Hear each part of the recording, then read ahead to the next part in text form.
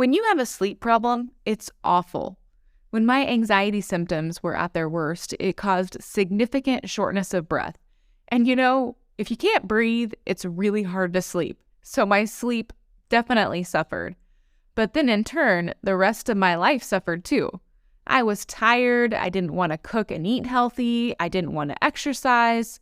I was moody. It affected my relationships. And the lack of sleep made it harder and harder for me to heal. Studies suggest that approximately 40% of adults experience some type of sleep disorder symptom. And those with severe problems are at a higher risk of chronic disease. Why are so many suffering with this? What's the best way to handle it? And if sleep problems are not dealt with well, what kind of problems does it lead to? In this episode, Dr. Wendi Davis joins me to talk through this topic. She is a brilliant naturopathic doctor in Canada. Practicing for over 19 years, she has a lot of experience with patients and their sleep problems. So much so that in her own line of teas, essential oils, and supplements, many of those products address the sleep issue. We talk about at least 10 reasons why this is such a huge problem, but we also discuss 10 ways to make it better. A better night's sleep might just be at the end of this episode. Welcome to the Daily Wellness Podcast, where you can learn about healthy living and be inspired to take the next step in your wellness journey.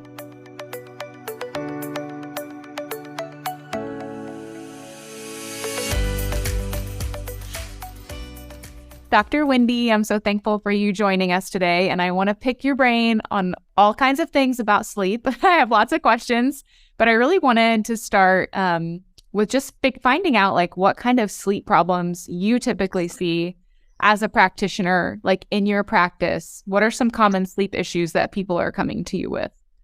I mean, usually in my intake, when I talk about people's sleep, do you have problems falling asleep or do you have problems staying asleep? Because that really is the issue. And then some people, of course, wake up too early, but that's the whole staying asleep piece. And so that really is crucial. And so, there's a number of things that will impact sleep, and sleep is on its own, insomnia is a problem, but it can also be a sign of other problems. So sometimes it's a symptom and sometimes it's actually the concern. And so it's really a matter of figuring out, because as a naturopathic doctor, I'm not all about just giving a green pill. I don't want to just, you're having problems, well, you're on Zopiclone, we're going to give you, something else, because really there's nothing in naturopathic medicine that's as powerful as a lot of conventional medical sleep aids. But it's figuring out, why is there a sleep problem in the first place? And that's my whole goal, is getting to the root cause. How many people? Is it pretty common problem? Oh boy. It's funny because I think about, I have a dispensary, or I have supplements that I carry, and I like to sort of look at, the ratio of how many, supplements I have for different conditions. And I have significant supplements for sleep issues. So I would say on the range, I'd at least say 80% of people nowadays, and I'm being generous. There's a lot, and maybe it's not every single night, but it might be, around a woman's menstrual cycle, or it might be a couple times a week. But on the whole, if I have a patient that says, oh no, sleep's great, I am floored often.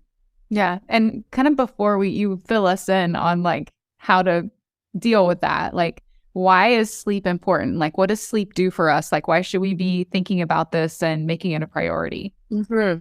Well, I always say, if I could develop a pill that would give you the feeling of a really good night's sleep, I'd be a gajillionaire, because it is so crucial. If you think about some of the top 5 things that are really important for health, sleep is one of those. You cannot be truly healthy if you're not sleeping well. And so, sleep is when our brain detoxes. It's actually when we get to sort of lay down memories. And, people that don't sleep very well, they find they're forgetful. Yes, they're forgetful because they're tired, but they're forgetful because they actually haven't laid down and solidified memories. So our brain gets toxic. And so then you have, brain fog, and people just start thinking and their moods are terrible. It's also when our body recovers. And so, I've done triathlons and I'm a runner, and, oftentimes with training, people think, oh, it's the running that you actually do that's important. But in fact, it's the rest and recovery that allows your body to make use of all the training, or allows your body to make use of the good foods you're eating. So rest is sort of like yin and yang. You have to do the work, but then you have to recover from the work. And so that is truly why sleep is so important. It helps to regulate hormones, moods, metabolism.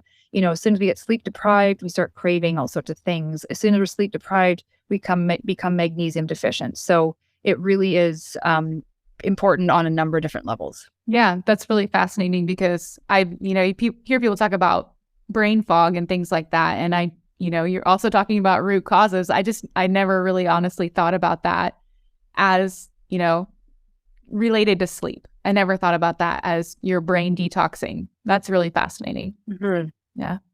So why are people having so many problems? Like, why do 80% of your clients have problems with sleep? Like, what's our deal? Well, the list is long.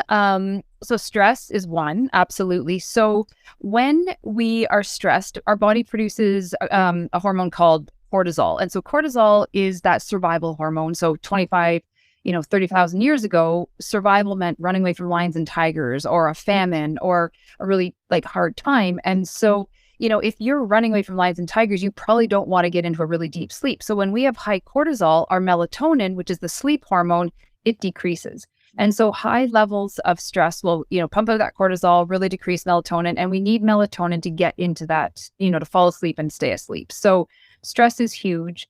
Pain is a big thing. Patients that have, chronic shoulder pain or joint pain. So, some of my patients that have rheumatoid arthritis or a lot of these autoimmune conditions, sleep is definitely impacted. Diet and nutrition is huge. So some people, because intermittent fasting is so big or some of these different diets, if you actually don't eat enough carbohydrates later in the afternoon or evening, you actually stop producing serotonin, which is a precursor to melatonin, and then you can't fall asleep. So some people, I actually say, you know what? You hear the adage, oh, don't eat after supper, don't eat after dinner because it's going to impact they actually don't say it's going to impact your sleep. They say it's for people trying to lose weight. But truly, if I have some of my patients that are not sleeping and they're not eating, 3 or 4 hours before bed, I'm like, have a bedtime snack. That is going to help so much. The other thing is with diet is yo-yoing blood sugar levels. And so some people will fall asleep, but then they wake up too early because their blood sugars drop. And so having a snack or having more consistent diet with more protein and fats goes a long way to help our sleep. And then hormones, of course, are another thing. Like women, when they get into perimenopause or menopause, some of those drop in the estrogen levels. Progesterone, even testosterone, really impacts sleep. I do a lot with hormone therapy, actually, in my patients. And progesterone is actually a precursor to a neurotransmitter called GABA. And GABA is that relaxing brain chemical. It's very sedative. And so if we, as women go through perimenopause and menopause, if they're not producing enough progesterone, they're not getting that GABA, they're not getting that brain relaxation. And so they just don't fall asleep. So there is a number of reasons, which is exactly why one sleep remedy isn't going to fix it for everybody, because it really is all about what's going on. Yeah. You've talked about, the estrogen and cortisol. Could it really be any hormone issue affecting your sleep, or are there just certain ones really? I've been thinking of friends with thyroid issues and things like that have trouble sleeping. Is it kind of tailored to hormones? No, and I do a lack of hormone testing in my practice, absolutely, because even though people that have low thyroid are very, very tired, once we get the thyroid regulated, they find they actually sleep better. So it could absolutely be, it's a number of hormones for sure. What do you think about exercise, the connection with exercise? It's individual. I think most people sleep better if they have exercise, so they just sort of, burn off calories, but you have to be careful the type of exercise and when you do it. Sometimes as which will cause more cortisol to be elevated at night, so that's going to impact sleep there. Yeah. And then could you elaborate on the diet part of it a little bit more? I would love to. I want to know what I need to be eating. Absolutely. Well, nutrition is absolutely the foundation of my practice. I truly believe food is medicine, or it's a slow form of poison. And I think there is such a vast lack of education.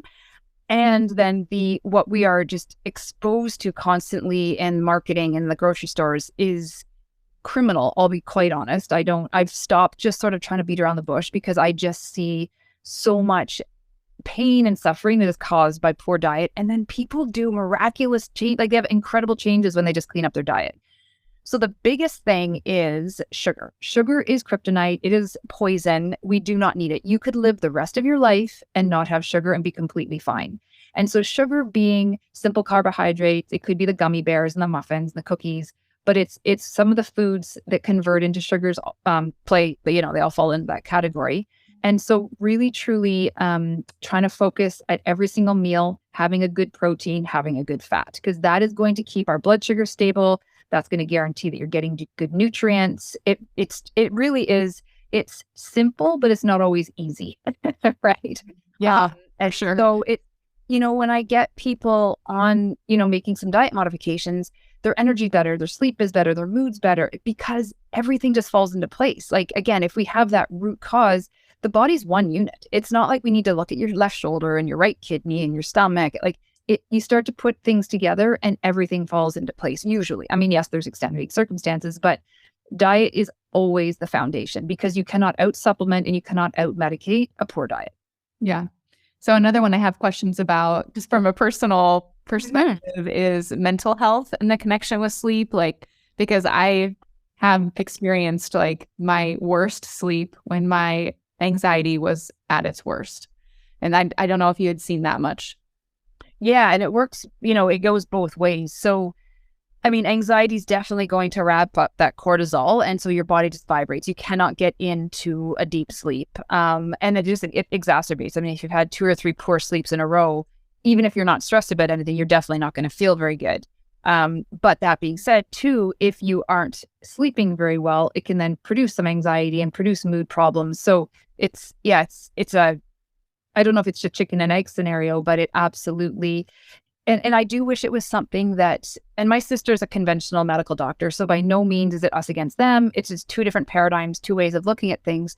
But I do wish that there was a little bit more investigation when people had sleep problems, or when people have mood problems. Maybe they're like, well, how are you sleeping? Well, I have a new baby and I haven't slept for 3 months, or, I have a new dog, or we're renovating, or, and so maybe they're not anxious or depressed because that's the main root cause. It's because other things aren't working. Yeah, I agree. That's a great point. I think that lack of sleep or bad sleep is getting so common that we don't even think of it as a problem so much. It's just like, I didn't sleep good, I'm not sleeping good. There's some reason why I have a kid, or I just started a new job, or I'm under a lot of stress, or have a lot on my mind, but really, if we could stop when we notice the bad sleep and get to the root of that, we would really prevent a lot of things down the road. Oh, absolutely. Yeah. So what advice would you give someone if they were in a place where their sleep is really hindering quality of life? Gosh, well, a really good sleep routine is important. So first of all, I would even back up a step and say, how much sleep is someone getting? And so, there's the number sort of thrown around, and it's sort of 7 to 9 hours generally. There is some research to show, like, when we're younger, we need more sleep. We need slightly less as we get older. But generally, for most sort of functioning adults, like 7 to 9 hours is key. So if you have to be up at 6 o'clock in the morning, you can't be going to sleep at midnight. You have to actually give yourself the ability to be in bed for a number of hours. So that's the first thing I always say, like, try to get into bed earlier. And then the second thing is the blue lights. Screens are endemic. We're not getting rid of them. But I really try to say to people, like, limit that blue light right before bed. So if you think about, like, our watches, our phones, our screens, our tablets, all TVs, any of that stuff, it emits that blue light, which, if you think about 25,000 years ago, blue light was first thing in the morning. You get out of bed, the sun shining, and then that orange glow would have been the fire. That would have been the calming thing. So orange light at night is very important. And so I will sometimes recommend people use those salt lamps, have those in the bedroom, or also very dim lighting. Don't have a lot of high, like overhead fluorescent lights at night, but you want like lamps, you want low light in the evening. So just get your body producing melatonin is key. Some people will even wear blue light blocking glasses the latter part of the day, so that their brain is actually already producing some of that melatonin. So sleep hygiene, like the routine is really important. And then, like I said, diet, some people need to eat right before bed. Some people don't need to eat. So it's playing around with that. Like, if you are consistently snacking right up before you go to bed and you're not sleeping well, maybe give yourself an hour or two. So diet that way, and then just looking at what you're consistently eating. And then I would often say that they'll exercise either in the morning or earlier in the evening, like not, exercise, have shower, go to bed. Like I do think you need to have your body sort of calm down. I do recommend people do some deep breathing or meditation or prayer right before bed if that's what they need, just to sort of bring that cortisol, those stress hormones down. I think that's really important. And then I also do use supplementation. I mean, I have lots of it, so I use a lot of it. And I will find magnesium wonderful. Most people are magnesium deficient because our soil is getting depleted. If you have any processed grains or a lot of processed foods, there's typically not a lot of magnesium. And as we become sleep deprived, our body uses up magnesium like crazy. We need magnesium for over 200 different reactions in our body. And some of that is the stress response. So magnesium is very important. You just have to be quite careful that you get a really good type of magnesium. And you don't take too much, because magnesium can cause some digestive problems. Yeah. A lot of different kinds of magnesium, right? There's tons. There's absolutely tons. A really good one would be magnesium bisglycinate. Glycine is a calming neurotransmitter. So if you have the magnesium and the glycine, that works really well. Magnesium's key. I also do use melatonin. And I find too, as women get into perimenopause, menopause, or even men in like andropause, we produce less melatonin as we age. Melatonin is an amazing antioxidant. I know there's a lot of, questions or concerns. If I take melatonin, is my body going to stop producing it? Absolutely not. So if you don't take the melatonin and you have and your brain is able to produce melatonin, it will. So you don't have to worry about like down regulating your natural production. And in fact, it is such a strong antioxidant. For some of my cancer patients, I give really high dose melatonin for that reason. So that would be, some of the supplementation. And then I have a tea line that I've developed, actually, Harmony Tea Co. And so I actually have a deep sleep tea, which I love. That sounds wonderful. Yeah, it's good. And then in oils, I'm a big fan of essential oils as well. Because I find too, that's something else that a lot of scents will keep people up. And so, if you've had a really strong smelling dinner or meal later in the day and your house smells, like to have some of those calming scents in the bedroom will really help. Lavender being the one that most people know about. But yeah, I've developed some different blends as well, because, our sense of smell goes instantly to the brain. It's one of our most primal senses. And so essential oils are incredibly safe and super effective. So those would be some of the things that I'd recommend off the top. You kind of hit on doing things internally, but then also some external things that you could promote good sleep with. Mm-hmm. Yeah, because it's a combination, and people sort of need to try different things to figure out what works for them. Yeah. So I was thinking about that, 1,000 years ago, they didn't have like luxury mattresses and pillows. So it probably is more about getting your body ready to sleep than where your body sleeps necessarily. That's a really good point, actually. Yeah, you're right. Yeah. One thing you talked about with the blue light, is that connected? Like, is there a similarity with blue light and EMFs and all of that and how that affects your body? Would that play into your sleep cycle? It really does. Yeah. So the blue lights are slightly different than EMFs, but EMFs would be like your Wi-Fi, and like that's the big thing. And then like our watches, our phones, that kind of thing.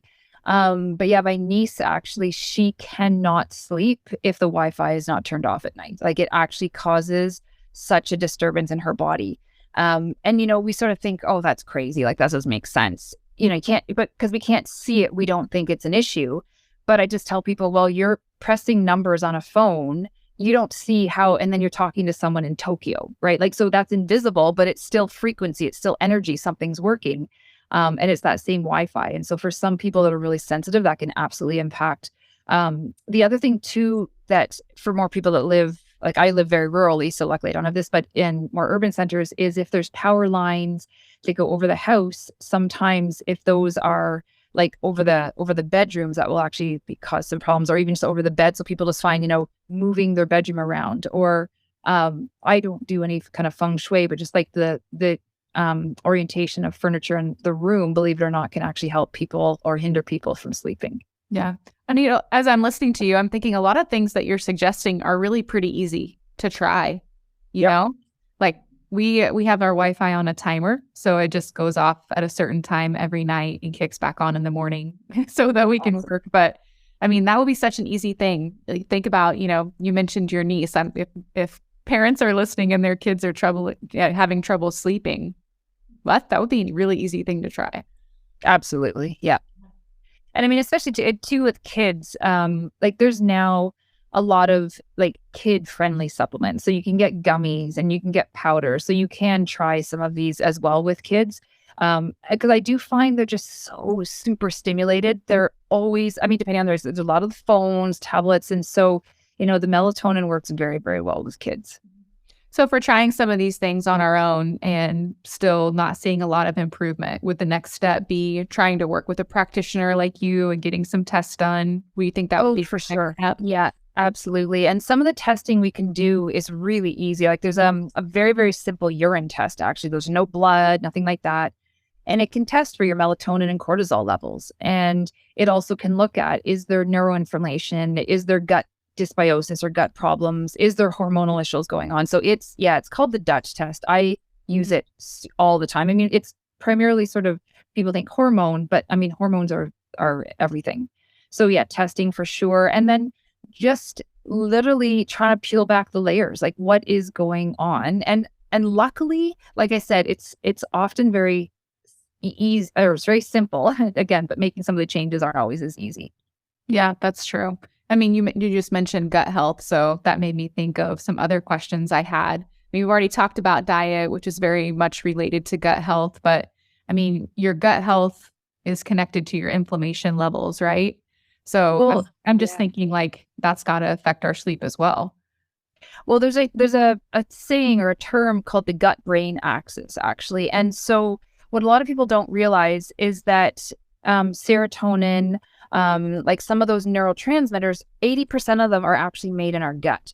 And so you need serotonin to be the precursor to melatonin. So if people have really bad gut health, no kidding. I mean, yes, they might not be sleeping because their stomach's hurt, but they're also maybe not sleeping because they're not even be able to produce some of the precursors to the hormones we need to sleep.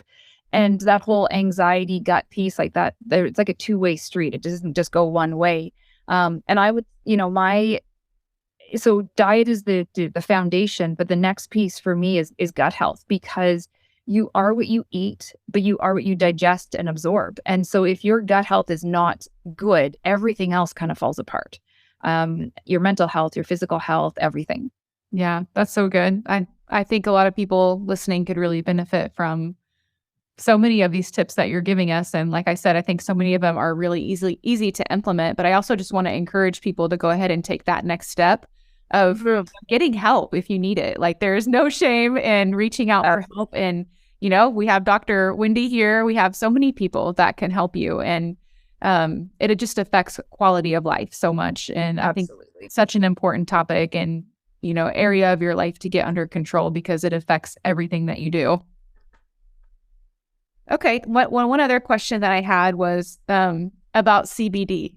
I've seen CBD used a lot for sleep issues. What is your opinion on that? It does work really well for some people. And some people will do the CBD with a bit of THC for sleep. So that way, if they do feel a little bit loopy, they don't have to worry about it. They can sleep through it. There is some research to show, though, that long-term CBD use can actually negatively impact sleep. So if someone has to take it every single night, it could potentially cause some long-term issues. I don't know how long that is. Is that 3 weeks or 3 months or 3 years? I'm not sure. But I do think that medicinal uses of cannabis are terrific. Like, I think it's awesome because it's, just in so many different, forms, and for patient concerns, like for cancer care and pain, it's really, really effective. And it does work for sleep for some people. You do just, and I don't prescribe it. I don't know as much as I should, but there are different strains that work a little bit better. And I believe it's the indica that tends to be a little bit more calming and sedating. Okay. So as you've worked with people through their sleep issues and all their other health, has that impacted? That's got it, like we said, it's kind of a downward slope for the negative, but if you get it better, like, is it an upward climb? It's just helping everything else get better? Yeah. Well, people have the ability to focus and they have the energy to focus on what the next thing is, so if they're so tired because they're not sleeping, they're probably not eating well, they're probably not exercising, their mental health isn't great. You don't really feel like doing anything when you're walking around this fog all the time. So yeah. So, I mean, you could be doing everything, but if you're not sleeping, your health is really not going to be all there. That's so true. That's awesome. Okay. Well, I have 3 questions that I always ask everyone. And the first is, what healthy living resource would you recommend if somebody wanted to take next steps? So I thought, if you don't mind, could you just share about how people could reach out to you and what your resources and products are? Oh, sure. Yeah. So I am available or out there on social media. So Instagram and Facebook. I also have a website. On the website, I do sell a whack of products, but I have developed a line of teas, actually. So Harmony Tea Co. And it started, I can't believe how many years ago it started. It's sort of just putzing along there, but it's a labor of love. It's been so enjoyable. I actually formulated the blends myself. And I love when I'm like putting them in bags. It just smells so good. So anyhow, they cover a range. There's one line that's all sort of hormone focused, and the other one is just kind of like everything focused. So that's the teas. And then there are essential oils as well. Things that I wanted to have easily accessible for people that were healthy and safe. Because oftentimes people think, oh, it's natural, it's got to be safe, which is not the case. Arsenic is also natural. And so, so I think that, I hope that answered the question. And I do have a small line of supplements that I've developed on my own just to kind of fill the void. I find that if I really don't like people taking, 43 supplements a day. Like, I find that just gets overwhelming and it's expensive and people don't feel well taking that much. So what I've tried to do is, if there are combinations or if there's something missing, I've been able to formulate it. So I do have a small line of supplements that I sell as well as and I do sell professional ones. So as far as, so that's sort of where you can access me. But I would say, what's a good healthy hack? Buy some real food cookbooks or like actually have those resources so that because the bane of our existence is, oh man, we come home after work and we're tired, we don't know what to cook. And so a cookbook and meal planning, like that is, if it's what's the saying, if you don't plan, then you plan to fail, or something. If you fail to plan, you plan to fail. Yes. And I really would say that like having those resources there. So yeah, some good cookbooks and they seem so old school now because everyone's on Pinterest and all these. But I'm like, I love having a cookbook. Yes, I love mine too. I have like 3 or 4 that I just love. Yep. You go through the rotation. Mm-hmm. That's awesome. Okay. Next question is, what is your favorite healthy snack? I am a big fan of dehydrated apple slices and nut butter. So we have a dehydrator and we got this ridiculous big dehydrator, and all I do, I swear, is dehydrate apples. So I chop them up and coat them in some lemon juice and cinnamon, and then I will put nut butter on them. And I need to sometimes freeze the nut butter so that I can stay away from it because I will eat so much. But I love that. It's very healthy and it's easy and it's quick and it just sort of hits that void. Yeah, and you get your protein and fat and everything in one snack. Yeah, exactly. Okay, and then the last question is, who would you love to see as a guest on the Daily Wellness Podcast? Yeah, I know. I'm like, how many am I allowed to suggest? Because I have some phenomenal women in my life. And there's one woman who is a cancer survivor that her story is just so wonderful. Nancy Wozniak. I adore her as a human and just her tenacity and everything she's gone through. Just phenomenal. And then I also have a friend who's just written a book, and her name's Llewellyn Melnick. I live in rural Saskatchewan, and so she lives in rural Manitoba, which is just to the east of us. And she's written a really great book about mental health in rural Canada and rural farmland, because it is stressful. We have, you're so dependent on the animals and the weather and like all of that kind of thing. And so she's done just a phenomenal job for really getting that mental health piece out there to say it's not a weakness, because farmers are still kind of, think they're all tough to talk about it. So she's terrific. And then lastly, because I find this so fascinating, a friend of mine, Kyla Johansson, is a live blood cell analyst. And so she will actually be able to look at our blood under a microscope and tell us what's going on from a far different level than we will do with a regular blood draw. And it's so fascinating to sort of, peel under the hood and look at things from a different perspective. So what does that tell you that a regular blood test can't tell you? It's so interesting because you can actually see, you can see if there's like B12 or folate deficiencies, but you can actually see that if the red blood cells are all sticking together, it's called rouleau, that really poor digestion. Sometimes you can see parasites. You can see if, you can actually see radiation damage. Like if someone's living on their, phone, or like it actually changes the shape of our cells. She's even able to see the difference between people that are urban versus rural, because just so much more of the pollution and congestion that's actually clogging and gumping up their blood. Yeah. And I think you wrote an article about that in connection to sleep and how that analysis can help you figure out what's wrong with your sleep. Yeah. Exactly. Yeah. Okay, cool. Yeah. Well, very, very good. Any other things that you would love to share before we end our time? Oh my goodness. I feel like I've shared lots. I know. So much good stuff. But no, but I mean, if anyone does have questions, please feel free to reach out. I can't offer medical advice on Instagram and Facebook, that kind of thing. It's not, I need to know more. I don't want to give a wrong suggestion or something that's going to potentially hurt someone. But yeah, if anyone needs suggestions as where to look, or, booking appointments or whatever, please don't hesitate to reach out. But yeah, don't be offended if I do say, I'm sorry, I can't help you, because I can't offer medical advice. So it's just you're professional, in other words. Right. Yeah, I try to be, absolutely. Yeah. Thanks for listening to today's episode on the Daily Wellness Podcast. We hope that you found it helpful for your own wellness journey. And if so, we'd love for you to leave a review. Then come back and listen for review shoutouts on upcoming episodes. For more information, check out the show notes and connect with us on our website, dailywellnesscommunity.com.